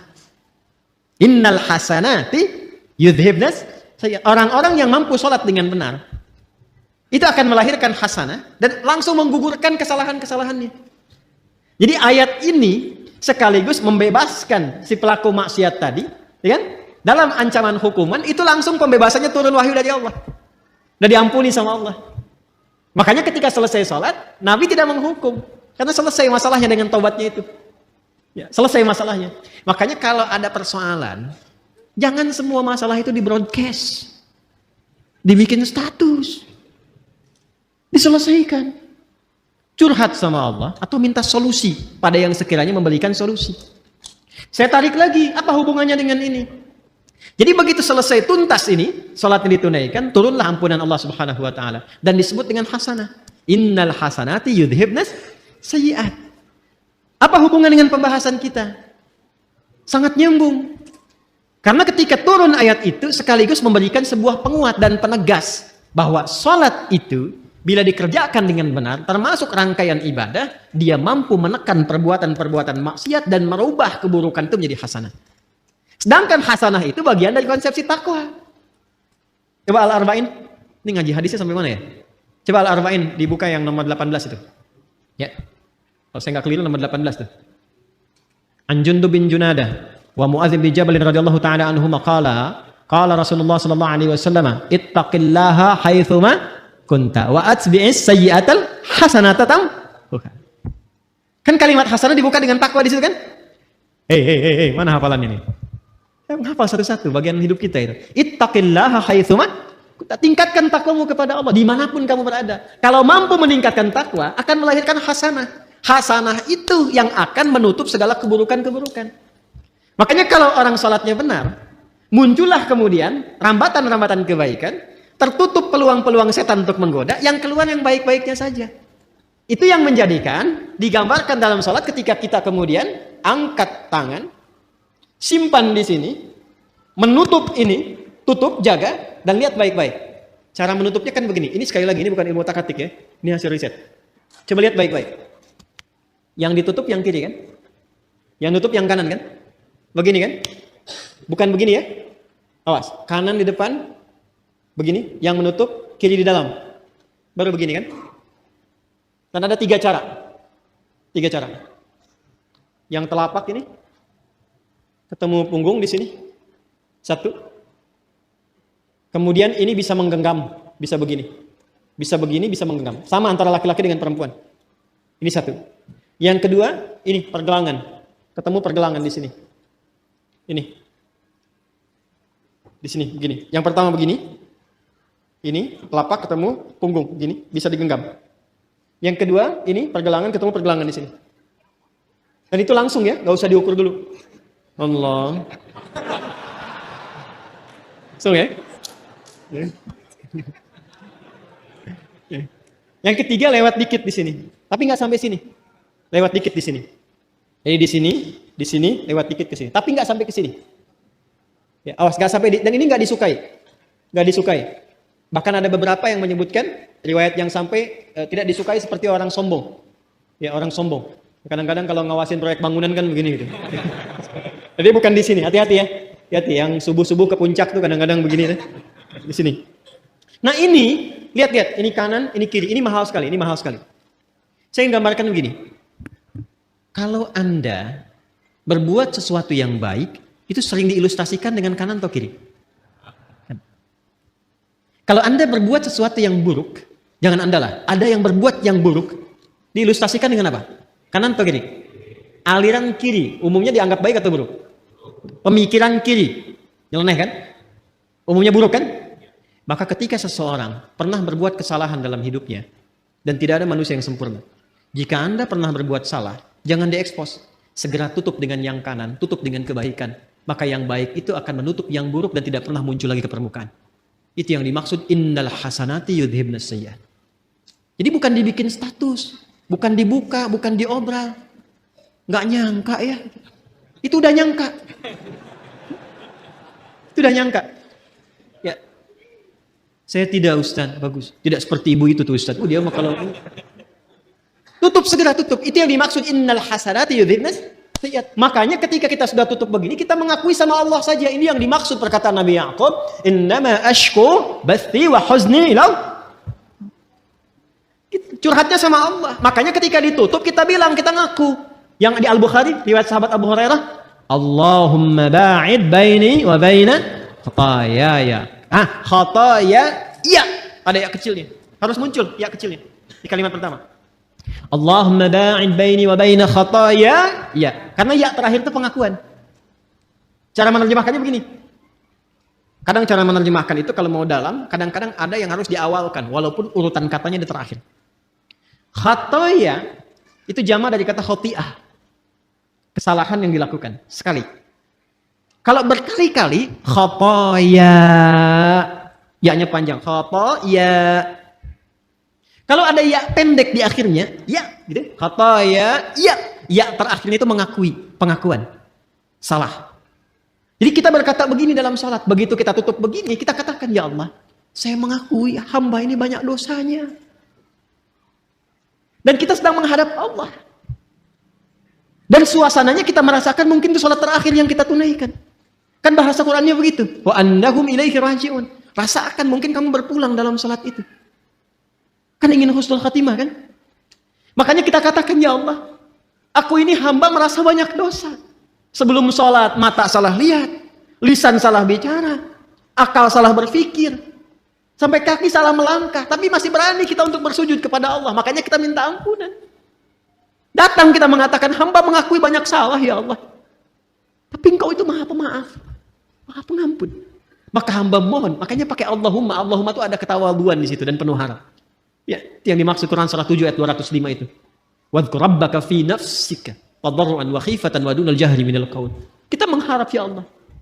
Hamba mengakui banyak salah, banyak dosanya. Namun engkau yang maha pengampun, pemaaf yang tanpa batas pemaafanmu. Mohon jauhkan antara hamba dan kesalahan-kesalahan hamba. Di akhirat nanti, sejauh timur dan barat yang tidak pernah tampak. Hamba nggak pengen lihat lagi. Karena di akhirat sekecil apapun ditampakkan. Wa may ya'mal mithqala dzarratin syarran yarah. Kebaikan ditampakkan, keburukan pun tampak. Nah kita tuh nggak ingin lihat lagi itu. Sekarang ditutupi pun, segelintir orang nggak lihat. Tapi di akhirat diviralkan ke semua penghuni langit dan bumi. Makanya kalau nggak diperbaiki sekarang, mesti hati-hati. Cepat taubat dari sekarang. Untuk kita semua. Sebab kalau sudah alamnya berpindah, viralnya itu semua tahu. Oh.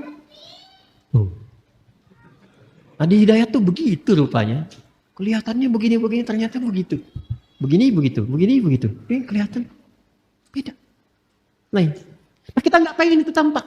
Makanya pakai alif, ba'id. Ada pakai tasydid, ba'id. Ba'id sa'ni. Jam itu tolong jauhkan dariku. Pakai tasydid. Artinya jauhkan tapi masih kelihatan.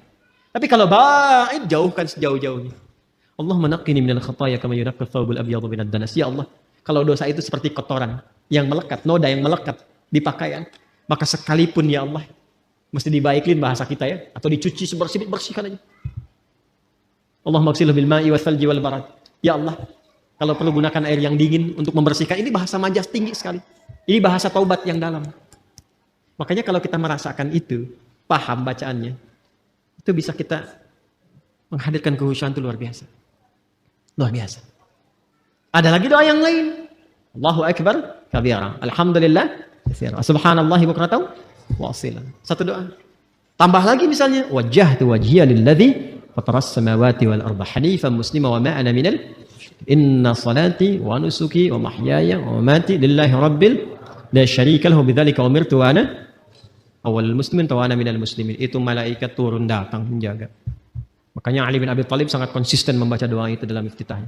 Itu tinggi nilainya. Ya Allah, saya pasrah dalam sholat ini kepada pencipta penguasa langit dan bumi. Ya Allah, saya sholat selama ini. Saya ibadah selama ini. Saya hidup pun ya Allah. Atau engkau wafatkan aku saat sholat ini. Aku pasrah. Lillahi Rabbil Alamin. La syarikalah, aku berikrar gak akan pernah musyrik kepadamu ya Allah. Dan mohon saksikan. Wa ana minal muslimin. Wa ana awalul muslimin. Sejak saat ini saya sholat, saya akan lebih tunduk patuh pada semua ketentuanmu. Makanya kalau baca doa iftitah yang wajah tuh habis sholat berbuat maksiat, wah itu saya nggak bisa lukiskan. Ada hal yang tidak tepat yang dilakukan. Nah ini yang dimaksudkan itu. Ini yang tadi saya katakan, untuk menjaga takwa supaya muncul, supaya kuat, maka ibadah itu perbanyak. Di antaranya sholat, makanya sholatnya tingkatkan. Yang 5 itu standar yang pokok itu. Tambah, semua menu sholat keluarkan.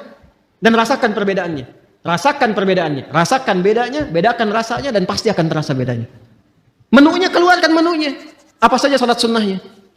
Ya, dari mulai pagi, siang, sore sampai ke malam. Lalu saya sih menyarankan pada diri saya dan mengajak pada teman-teman, sepanjang hidup berusahalah semua menu sholat pernah ditunaikan. Ya, berusahalah. Rinci dulu. Minimal walaupun cuma sekali misalnya yang sunnah. Ketika dihisab di hari kiamat, alhamdulillah rapat kita bagus. Semua jenis sholat pernah kita kerjakan. Ya, sholat jenazah pernah? Halo, kenapa Bu? Jenazah pernah? Itu langka itu, ya. Makanya kalau ada sempatkan, kalau memungkinkan. Makanya pahalanya tinggi, 1 qirat sebesar gunung. Dan sholat-sholat yang lainnya maksimalkan. Nah, apalagi yang lainnya, semua jenis ibadah. Baca Quran ibadah tidak? Ibadah. Makanya Quran itu tembusnya langsung ke jiwa. Wa syifa'un lima fis sudur. Mana Qurannya? Syifa'un lima fis sudur. Sedangkan setan tugasnya memberikan waswas. Alladzi waswisu fi sudur linnas. Lawan dari itu apa? Quran. Makanya kalau orang rajin baca Quran, bacanya benar, setan menjauh. Menjauh setan. Apalagi misalnya infak. Infak itu untuk melapangkan jiwa. Berbagi itu bisa melapangkan hati. Sama dengan memaafkan orang lain. Memaafkan, menahan amarah. Sama dengan infak itu kalau nggak lapang hatinya nggak mungkin bisa berbagi. Makanya infak itu disandingkan dengan menahan amarah dan memaafkan orang. Itu satu sandingan di Ali Imran ayat 134. Alladzina yunfiquna fis sarra'i wad dharra wal kadhiminal ghaidha wal 'afina 'anil wallahu yuhibbul muhsinin. Dan itu ciri orang takwa. Karena ayat 133-nya berbicara tentang ciri orang takwa. Kan Anda tulis tadi, Quran surah 3 ayat 133 sampai 134. Wasari'u ila maghfiratin mir rabbikum wa jannatin 'arduha as-samawati wal ardu u'iddat lil. Siapa orang takwa yang punya surga seluas langit dan bumi ini? Dikasih surga seluas langit dan bumi, lapang sekali. Bagi siapa? Bagi orang yang lapang hatinya. Apa cirinya? Gemar berbagi, bisa memaafkan, menahan amarah. Itu latihan. Latihan. Dan pada akhirnya kita berpikir tentang akhirat. Jadi merenungkan tentang akhirat, tentang kematian, kita akan pulang dan sebagainya. Itu bisa memperkuat jiwa takwa kita. Sehingga itu yang membuat kita gemar ibadah. Kan bekal akhirat itu ibadah. Ya kan? Harta yang kita bawa itu sekarang Itu sifatnya duniawi. Baru jadi bekal akhirat kalau dipakai ibadah. Antum pakai sepeda berapa banyak tuh? Hah? Udah dipakai ibadah belum? Udah berapa kali mengantarkan ke masjid dibandingkan dengan dipakai ibadah subuh? Jalan-jalan, sepedaan, bikin grup. Kenapa grup yang nggak dibawa untuk ke masjid? Ikut ta'lim, pakai sepedanya. Pakai motornya. Apa jawab hisab di hadapan Allah di hari kiamat? Aku berikan nikmat kepadamu berupa nikmat A yang tidak aku berikan pada hamba yang lain. Dia nggak punya sepeda, jalan dengan kaki dan sendal jepitnya itu ke masjidku. Kamu aku kasih mobil A, mobil B, motor C, sampai sepeda yang paling mahal yang di bumi cuma ada satu.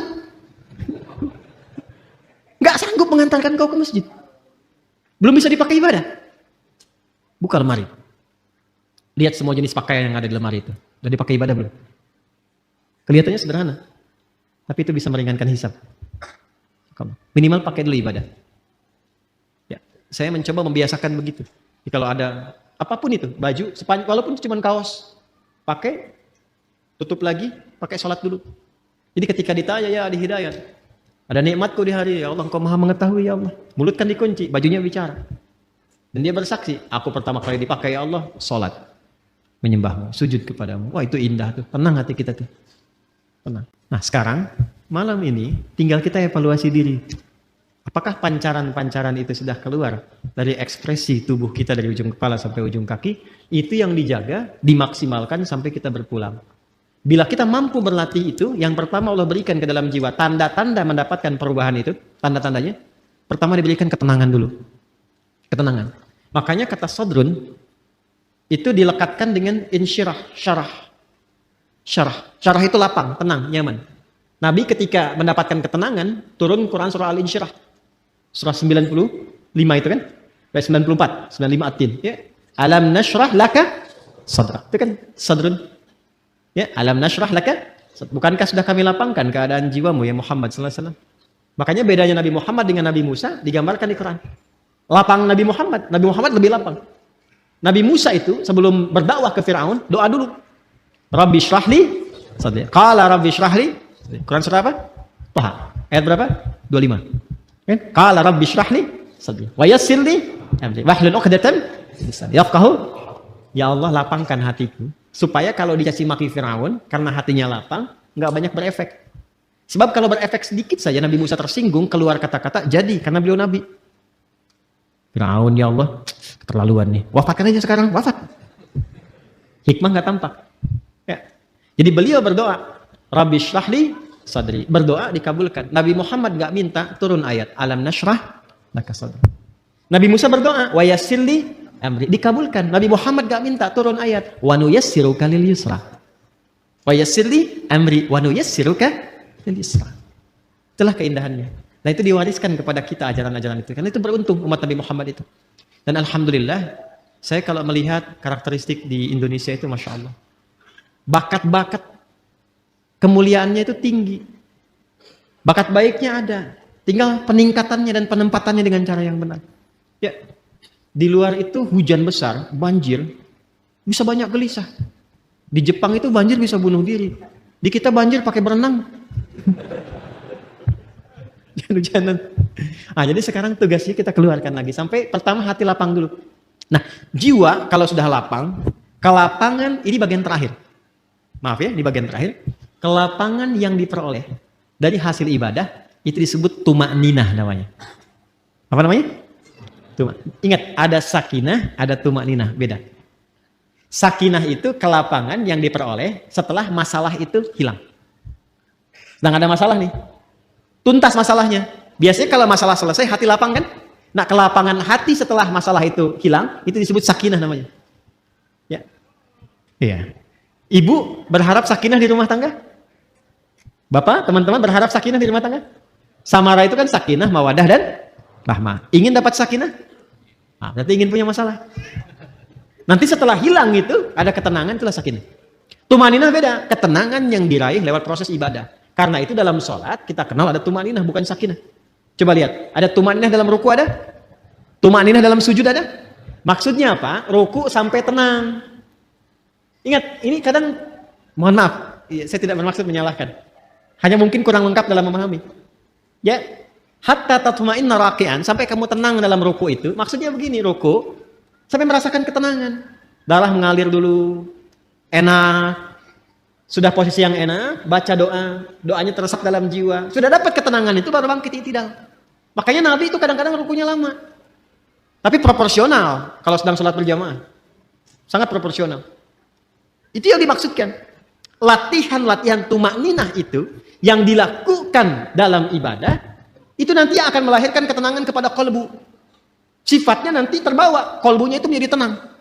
Itu yang dimaksud Quran surah 13 ayat 28. Ala bidzikrillahi tatma'innul. Yakinkan pada dirimu, semakin banyak zikirnya, hati menjadi tenang. Dan semua ibadah itu di Quran disebut zikir. Salat disebut zikir, Quran surah ke-20 ayat 14. Wa aqimis salata lidzikri. Baca Quran disebut zikir karena Qurannya pun zikir. Quran surah 15 Al-Hijr ayat 9. Inna nahnu nazzalna dzikra wa inna lahu lahafidhun. Menghafal Quran disebut zikir. 4 kali disebutkan. Quran surah 54 ayat 17, 22, 32, 40. Walaqad yassarnal Qur'ana lidzikri fahal min mudzakir. Berdoa disebut zikir. Makanya kalau kita sedang berdoa, hati cenderung lebih tenang. Punya masalah, terus kita berdoa, bukankah setidaknya ada ketenangan dalam jiwa? Karena itu doa disebut zikir. Quran surah 7 ayat 205. Wadhkur rabbaka fi nafsika. Ya, tadarruan wa khifatan wa dunal jahri minal qaul. Ba'da salat kita zikir kan? Subhanallah, alhamdulillah, Allahu akbar, sampai tenang itu. Ya kan? Itu ada di Quran surah 4 ayat 103. Fa idza qadaytumus salata fadhkurullaha qiyaman wa qu'udan wa 'ala junubikum. Itu zikir. Apa manfaat zikir? Ala bi dzikrillahi tatma'innul qulub. Qalbunya menjadi tenang. Ketika qalbu tenang, nafas ikut tenang karena nafas itu ada dalam qalbu. Maka sifat nafasnya akan berubah. Latihannya tumakninah. Ketika sering tumakninah, maka sifat tumakninah akan melekat kepada nafas. Maka berubahlah sifat nafas menjadi mutmainnah. Kalau ini dijaga sampai meninggal, sampai pulang, itu panggilannya tinggi di sisi Allah. Dihargai betul kita. Dan dipanggil ketenangan jiwa itu. Maka turunlah Quran surah ke-89 ayat 27 sampai 30 itu. Ya ayyatuhan nafsul mutmainnah. Irji'i ila rabbiki radiyatan mardiyah. Fadkhuli fi ibadi wadkhuli jannati. Jannah di situ mau yang mana? Kata Allah, jadi bagian hambaku masuk surgaku. Nah, surga yang kita harapkan itu, yang dipanggil oleh Allah, ditampakkan. Kan di hari kiamat tuh, bukan sekedar hari kiamat, saat sakaratul maut itu ada yang ditampakkan oleh Allah. Makanya Sayyidah Asyah radhiyallahu taala anha, ya kan? Rahimahullah, istrinya Firaun. Itu kan di akhir sakaratul mautnya, saat beliau diancam siksa oleh Firaun itu, apa yang terjadi dan diabadikan di Quran kan? Rabbi ibnili, mana Qurannya? Baitan indaka fil jannah wa najjini min fir'auna wa amalihi. Ya Allah, bangunkan aku satu rumah di surga. Kan? Ya Allah, aku ridha, aku berislam di tengah-tengah banyak ancaman dan hukuman bahkan siksaan sekarang. Aku ridha ya Allah. Aku ridha, aku menerima semua itu sepanjang itu adalah bagian dari ketentuan. Mohon dengan segala ketulusan dan keridhaan perjuangan ini, berikan aku satu rumah di surga. Ditampakkan langsung. Makanya ketika ditampakkan senyum, riwayatnya kan begitu. Ya, riwayatnya kan begitu. Coba lihat di kitab Al-Bidayah wa Nihayah itu. Jilid yang kedua. Ada 21 jilid yang kedua. Itu kisahnya Nabi Musa dan turunannya. Itu senyum. Makanya ketika senyum itu diperlihatkan itu. Ketika senyum, komen Firaun. Kita langsung dislike. Apa komennya? Ih, perempuan mau disiksa kok senyum. Firaun nggak tahu apa yang dia lihat pada saat itu. Maka ditampakkanlah kenikmatannya, tenang, senyum. Ketenangan itu yang menjadikan pulangnya tak terasa. Seperti rambut yang ditarik dari adonan yang sangat lembut itu. Halus. Ya kan? Ada yang lagi tiduran, tiba-tiba tidur untuk selamanya. Hati-hati yang lagi tiduran. Yang lagi baca Quran, ada yang lagi sujud meninggal. Ya kan? Ya. Luar biasa tuh. Nah, itu yang dimaksudkan. Jadi semua nyambung. Nah, fadkhuli jannati, masuk ke surgaku. Surga yang mana yang dimasuki? Itu bergantung pada latihan ibadah kita untuk membentuk karakter nafsu mutmainnah tadi. Makanya orang-orang yang masuk surga Firdaus pun latihannya nggak jauh dari sholat, dari zakat, menahan nafsu. Coba lihat Quran surah ke-23 tadi, ayat 1 sampai 11. Qad aflahal mu'minun. Siapa itu? Alladzina hum fi sholatihim khashu'un. Walladzina hum 'anil lagwi mu'ridun. Walladzina hum lizakati. Berbagi, latihan sholat, itu sampai ulaika humul warithun alladzina yarithunal firdaus hum fiha khalidun. Anda menulis di taman surga, Quran surah 51 tadi, ayat 15 sampai 23, apa amalannya? Innal muttaqina fi jannati wa 'uyun, akhidhina ma atahum rabbuhum, innahum kanu qabla dzalika muhsinin. Apa amalannya? Kanu qalila minal laili ma yahjaun. Salat wa bil asharihum yastaghfirun, dzikir, wa fi amwalihim haqqul lis-sa'ili wal mahrum, berbagi. Itu enggak jauh. Makanya hidupku itu aja yang dikeluarkan. Keluarkan kurikulum surganya, konsisten ikuti sampai meninggal, enggak susah. Itu aja. Kok meninggal juga? Oh, meninggal. Meninggal. Sama kita semua. CM, calon meninggal. Ya. Pasti meninggal kan? Sudah tahu akan meninggal, kenapa nggak disiapin? Anda kalau sudah tahu mendung di luar, kan hujan, dan terlihat sudah mulai ada, airnya sudah mulai jatuh-jatuh, bukankah Anda siap-siap? Manusia ini kadang-kadang aneh gitu, logika berpikirnya. Udah tahu mau meninggal, tapi nggak siap-siap buat meninggalnya. Dan kita ini beruntung jadi muslim, karena sebelum meninggal sudah dikabari bekal-bekal untuk persiapan meninggal. Dan diinfokan alam setelah meninggal. Temukan dimanapun, Anda nggak akan temukan keterangan bab-bab tentang pasca kematian. Ada apa, tahap stepnya kemana, bagaimana hasilnya, dan seterusnya.